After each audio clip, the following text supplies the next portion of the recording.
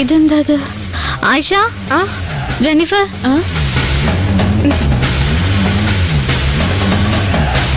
എന്താ ഇത്? തുറക്ക്. എന്താടി?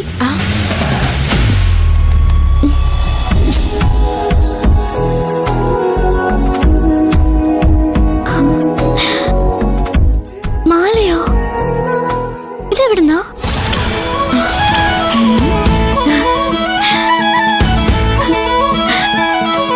എന്താ പാറു? ഒരു മാല. ലോക്കറ്റിന്റെ പകുതിയേ ഉള്ളൂ. ഇതിലെന്റെ ഫോട്ടോയും ഉണ്ട്, കണ്ടില്ലേ? വേറെന്തോ ഉണ്ടല്ലോ. ആ ലെറ്റർ ആണെന്ന് തോന്നുന്നു.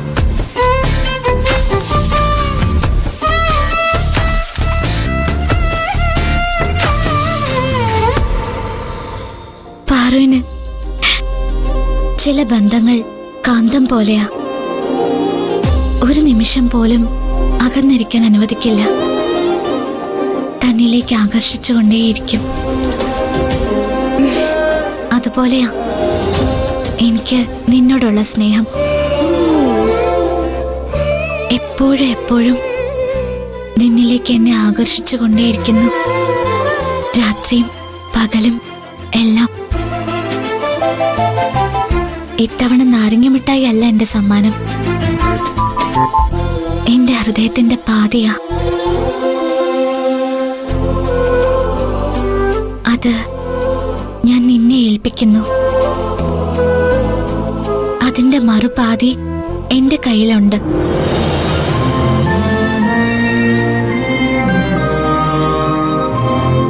നിന്റെ കയ്യിലുള്ള പാതിയും എന്റെ കയ്യിലുള്ള പാതിയും ചേരുമ്പോഴാ ഞാൻ പൂർണ്ണമാവുന്നത്. രണ്ടും ഒരുമിച്ച് ചേരുമ്പോ നമ്മൾ ഒരുമിച്ച് ചേരും.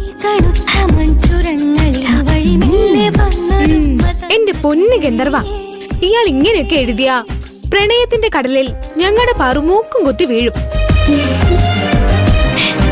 വീണു പോവുന്നല്ല, വീണു. മുഖം കണ്ടില്ലേ? പാറുക്കുട്ടിയുടെ മുഖത്ത് പ്രണയം പോത്തു നിൽക്കുന്ന കണ്ടില്ലേ? നാളെ കഴിഞ്ഞ ഗാർമെന്റ്സ് കമ്പനിയുടെ 25ാം വാർഷിക. അതിന്റെ ഉടമസ്ഥരെ സംബന്ധിച്ചിടത്തോളം അതൊരു സുദിനമാ. പക്ഷെ അവർക്ക് മാത്രല്ല അന്ന് സുദിനം, നമുക്കും ആ ദിവസം സുദിനമായിരിക്കും. കാരണം അവിടെ വെച്ച് ഞാൻ, നിന്റെ ഗന്ധർവൻ, നിന്റെ മുന്നിൽ പ്രത്യക്ഷപ്പെടും. ഈ എഴുതിയിരിക്കുന്നതിന്റെ അർത്ഥം നിനക്ക് മനസ്സിലായോ? കമ്പനിയുടെ സിൽവർ ജൂബിലി ഫംഗ്ഷൻ നടക്കുമ്പോ ഗന്ധർവൻ ഈ ഒളിച്ചുകളി അവസാനിപ്പിക്കുമോന്ന്. നിന്നെ കാണാൻ അയാള് നേരിട്ട് വരുമോന്ന്. നിന്റെ കയ്യിലിരിക്കുന്ന ഹൃദയത്തിന്റെ പകുതി നീ കൊണ്ടുവരണം. എന്റെ കയ്യിലിരിക്കുന്ന മറുപകുതി ഞാനും കൊണ്ടുവരും. അത് കാണുമ്പോ നീ എന്നെ തിരിച്ചറിയും.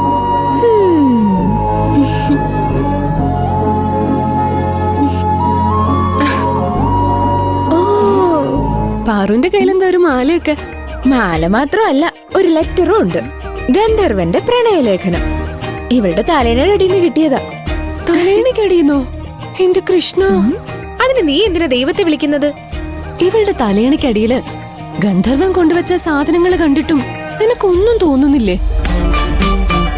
എന്താടി?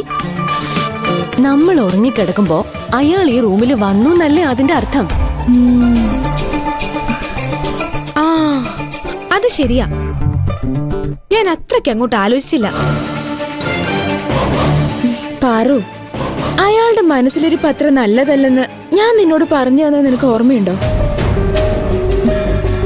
ഞാനത്ര സീരിയസ് ആയിട്ട് പറഞ്ഞൊന്നും അല്ല. പക്ഷെ ഞാൻ ആ പറഞ്ഞത് ശരിയാണെന്നാ എനിക്കിപ്പൊ തോന്നുന്നേ. നമ്മള് 4 പെൺകുട്ടികള് കിടക്കുന്ന മുറിയിലേക്ക് അയാള് കയറി വന്നെങ്കിൽ അയാളാള് പെശക. എന്നാലും എങ്ങനെയായിരിക്കും അയാള് റൂമിൽ കയറിയത്? ആരോ ഡോറ് തട്ടിയായിരുന്നു. ഞാൻ ചെന്ന് തുറക്കുകയും ചെയ്തതാ. പക്ഷെ ആരും ഉണ്ടായിരുന്നില്ല. എനിക്ക് തോന്നിയതാന്നാ ഞാൻ കരുതിയത്. ഡോറ് തട്ടുന്നല്ലേ നീ കേട്ടുള്ളൂ. ഞാൻ അയാളെ കണ്ടു.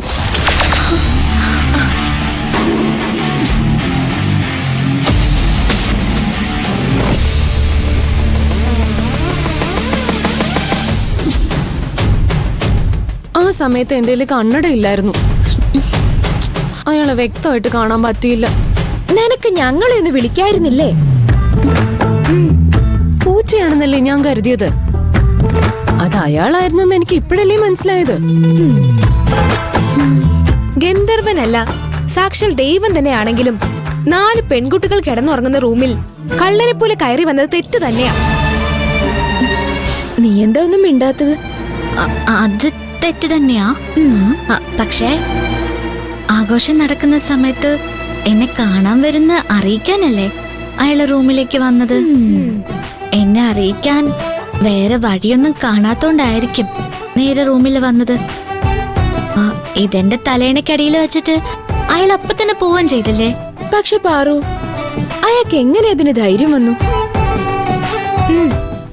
മതിയടി, അയാള് വന്നേനെ ഇവളെന്തിനെ പിടിച്ച് വരട്ടുന്ന. പ്രണയം ഏത് ഭേരുവിനെയും സാഹസികനാക്കുമെന്ന് ഞാൻ വായിച്ചിട്ടുണ്ട്. അയാള് വന്നു, ഇവൾക്കൊരു പ്രണയ സമ്മാനം കൊടുത്തു, അതുപോലെ തന്നെ തിരിച്ചുപോയി. കുറ്റം പറയുന്നതിന് പകരം ആ കാമുക മനസ്സിനെ നമുക്ക് അപ്രീഷിയേറ്റ് ചെയ്യാം. ആ, നാളെ കഴിഞ്ഞ് നേരിട്ട് കാണാമെന്നല്ലേ അയാൾ എഴുതിയിരിക്കുന്നത്. ദേ, ഇനി ഇത് ആവർത്തിക്കരുതെന്ന് അയാളോട് പറയണം. പറയോ? പ്രണയത്തിന്റെ ഓരോ കുരുത്തക്കേടുകളെ.